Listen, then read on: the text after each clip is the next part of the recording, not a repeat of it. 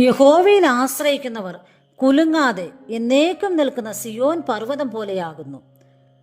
ക്രിസ്തീയ ജീവിതത്തിൽ കുലുക്കത്തിനും പിന്മാറ്റത്തിനും കാരണം നമ്മുടെ ആശ്രയം ദൈവത്തിൽ നിന്ന് വ്യതിചലിക്കുന്നത് കൊണ്ടാണ്. ധനത്തിലും സൗന്ദര്യത്തിലും ബുദ്ധിശക്തിയിലും മനുഷ്യരിലും ആശ്രയിക്കുന്നവർ ആശ്രയസ്ഥാനങ്ങൾ തകരുമ്പോൾ നിരാശരാവുകയും ആത്മഹത്യക്ക് പോലും മുതിരുകയും ചെയ്യാറുണ്ട്. വിശ്വാസികളിൽ തന്നെ എത്രയോ പേരുടെ വിശ്വാസയാനം മുങ്ങിപ്പോയി.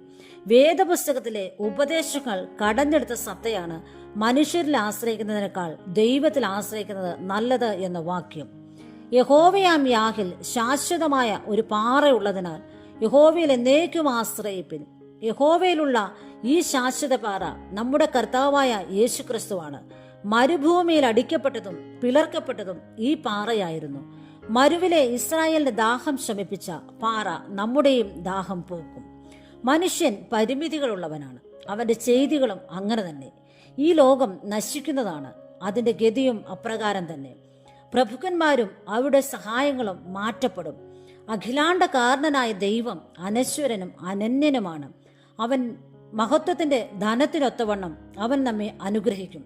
നമ്മുടെ ആവശ്യങ്ങൾക്ക് മുൻപിൽ നിരാശരായി നിൽക്കാതെ അവനിൽ ആശ്രയിക്കാം. എന്നാൽ അനുഗ്രഹത്തിന്റെ ആകാശഗംഗ നമ്മിലേക്കൊഴുകും.